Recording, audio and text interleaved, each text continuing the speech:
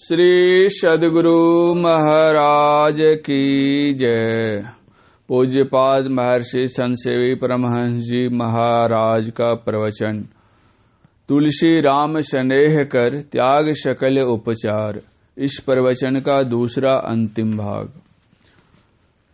परम प्रभु परमात्मा अत्यंत सूक्ष्म है, सूक्ष्माति सूक्ष्म है, सूक्ष्मतम है। उसको तुम स्वयं प्राप्त कर सकते हो, क्योंकि तुम उसी के अंश हो, अभिन्न अंश हो। ईश्वर अंश जीव अविनाशी, चेतन अमल सहज सुख राशि। यह जीव ही उस पीव को पा सकता है, जीवात्मा ही उस परमात्मा को पाने में सक्षम है और कोई दूसरा नहीं। मन बुद्धि इंद्रियन को गम नाही, आत्मगम्य सो राम, हो राम राम। महर्षि में ही पदावली। वह आत्मगम्य है, आत्मा ही पहचानेगी, लेकिन कब? जब सभी आवरण उसके ऊपर से हट जाएंगे। जैसे दूध में घृत है, लेकिन उससे पूड़ियां नहीं छान सकते। पूड़ियां हम तब छान सकेंगे जब दूध को मथकर घृत अलग कर लिया जाएगा। उसी तरह जड़ और चेतन का मिश्रण है। यह शरीर जड़ है और इसके भीतर चेतन है। जड़ शरीर के साथ जब तक चेतन है, तब तक प्रभु का स्वरूप ज्ञान नहीं हो सकता। अतएव आवश्यकता है अपने को जरावरण से मुक्त करने की। एक महात्मा ने कहा है, जिमि दूध के मथन से निकसत है घी जतन से, तिमि ध्यान की लगन से पर ब्रह्म ले निहारा। बाबा देवी साहब कहा करते थे, जैसे लाह लपेटी लकड़ी हो, उसको आग पर रखिए, उसकी गर्मी से लाह पिघलने लगेगी। पिघलते पिघलते सारी लाह पिघल कर नीचे गिर जाएगी और अंत में लकड़ी बच जाएगी। उसी तरह ध्यान योगाग्नि में सारे जड़ शरीर, स्थूल सूक्ष्म कारण महाकारण झड़ जाएंगे। केवल शुद्ध चेतन आत्मा रह जाएगी। उसी को ईश्वर का अपरोक्ष ज्ञान होगा। उस ईश्वर पर विश्वास करो। वह ईश्वर कहाँ है और कहाँ नहीं है। रामचरितमानस में गोस्वामी तुलसीदास जी महाराज ने लिखा है, कहो सो कहाँ जहाँ प्रभु नाही। अर्थात वह सर्वत्र है। सर्व में तो हमारा शरीर भी है। अतएव हमारे शरीर में भी वह है, बाहर में भी वह है, लेकिन बाहर में हम नहीं प्राप्त कर सकते। प्राप्त करेंगे अपने अंदर में। पहले अपने अंदर में प्राप्त कर लेंगे, पश्चात बाहर में भी प्राप्त कर सकेंगे। मान लीजिए एक गाय है, उससे हमें दूध लेना है। कहाँ से दूध लेंगे? समूचे शरीर में दूध है, लेकिन दूध मिलने का स्थान एक है और वह है उसका थन। इसी प्रकार ईश्वर सर्वत्र है, लेकिन प्राप्ति का मार्ग एक है और वह है अंतर मार्ग। एक फकीर का वचन है, कितना अच्छा उन्होंने कहा है, बेहोश ये इंसान से यह ख्याल जुदा है, जाहिर में है मोहम्मद, बातिन में खुदा है। जैसे गाय के थन से गोवत्स और गोपाल ये दोनों ही दुग्ध प्राप्त कर सकते हैं, किंतु जोंक प्राप्त नहीं कर सकती। वैसे ही गुरुमुख जीव और संत सद्गुरु ही प्रभु को प्राप्त करते हैं, दूसरे नहीं।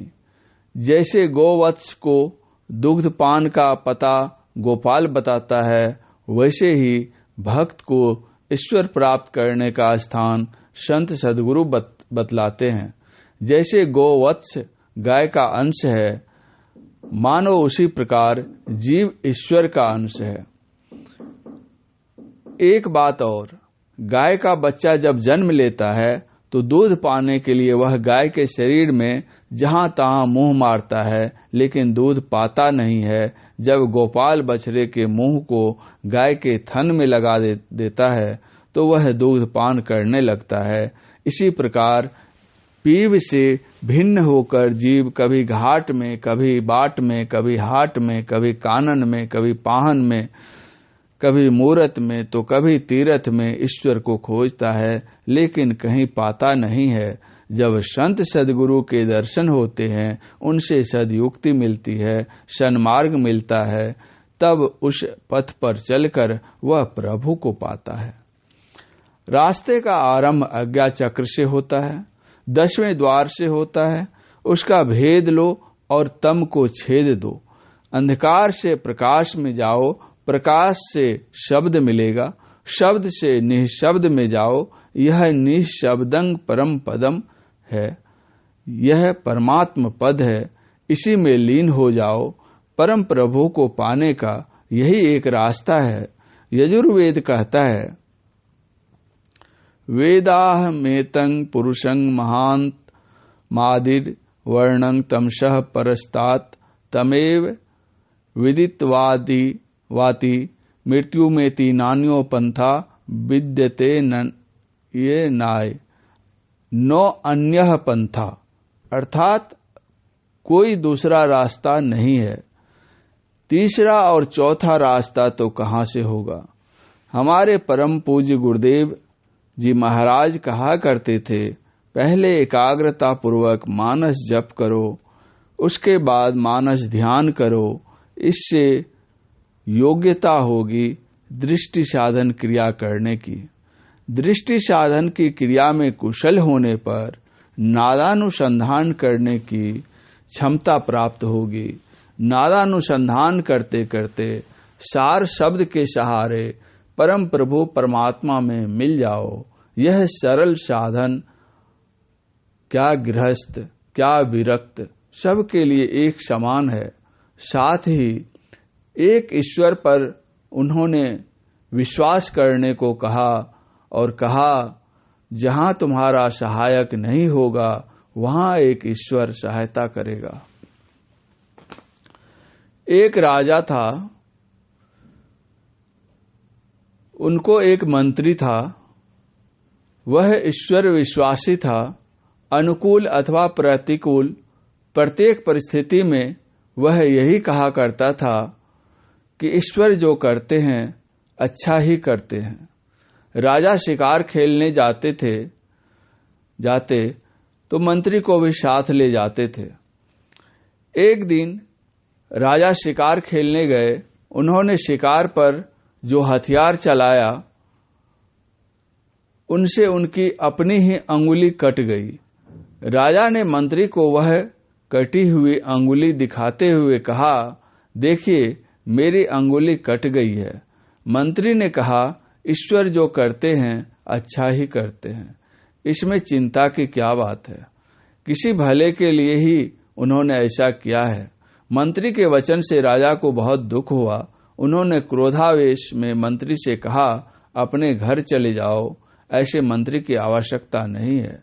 मंत्री घर चला गया, वहां ही वह रहने लगा। अंगुली का घाव छूट जाने पर राजा फिर शिकार खेलने गए। शिकार के पीछे घोड़ा दौड़ाते दौड़ाते वे ऐसे घनघोर जंगल में प्रवेश कर गए जहां डकैतों का गिरोह रहता था। उन लोगों ने राजा को पकड़ लिया और कहा, देखो काली मां की महिमा, हम लोगों ने उनको एक नर बलि देने की मनौती मानी थी, सो देखो उन्होंने कितना सुंदर नर भेज दिया है। ऐसा कह उन लोगों ने राजा के वस्त्राभूषणों को उतारकर नहलाया, नई धोती पहनाई और बलि वेदी पर लाकर तलवार से गला उतारना चाहा। इतने में एक डकैत की नजर राजा के कटी हुई अंगुली पर पड़ी।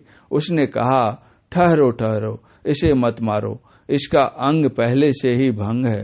अंग भंग की बलि नहीं दी जाती। डकैतों ने राजा को छोड़ दिया।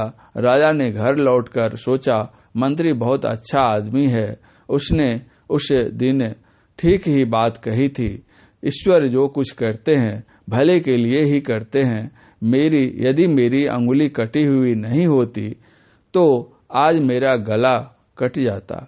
ऐसा विचार कर राजा ने मंत्री को बुला लिया और जंगल में घटी घटना की सारी बातें सुनाकर पुनः मंत्री पद पर प्रतिष्ठित कर दिया। पश्चात राजा ने मंत्री से पूछा, मंत्री जी, एक बात बतलाओ, तुमने उस दिन कहा कि ईश्वर जो कुछ करते हैं अच्छा ही करते हैं, भले के लिए ही करते हैं। मैंने मान लिया कि यदि उस दिन मेरी उंगली नहीं कटी होती तो मेरा गला कट जाता। इसमें तो मेरा अवश्य ही भला हुआ, लेकिन ईश्वर ने तुम्हारी क्या भलाई की? इतने दिनों की तनख्वाह आपको नहीं मिली। मंत्री जी ने उत्तर दिया, राजन, अवश्य ही इतने दिनों का दरमाहा मुझको नहीं मिला, लेकिन मेरी जान तो बची। जान है तो जहान है, यदि जान नहीं तो धन क्या काम आवेगा। उस दिन यदि आप मुझे नौकरी से नहीं हटाए होते तो आप शिकार खेलने गए तो मुझे भी साथ ले ही जाते। अंग भंग तो आपका था, मेरा तो नहीं था, इसलिए उस दिन आपके बदले मेरा ही गला कट जाता। नौकरी के पैसे ही तो नहीं मिले, गला तो बचा। राजा ने देखा ठीक ही मंत्री ईश्वर विश्वासी है। उसने प्रसन्न होकर उनको पूरा वेतन दे दिया। मंत्री ने कहा, राजन, देखिए ईश्वर की कृपा, बिना नौकरी किए पैसे भी मिले और जान भी बची। पुनः राजा ने अति प्रसन्न होकर बहुत पुरस्कार देकर पुरस्कृत किया। हम लोगों के गुरुदेव अद्भुत थे, परम पद गत पहुंचे हुए संत थे। वे अपने को इस प्रकार गुप्त रखते थे कि कोई पहचान न सके, किंतु क्या सूर्य भी बादल को ढक सकता है? उसकी किरणें स्वतः विकिरणित होकर जगत को प्रकाशित करती है।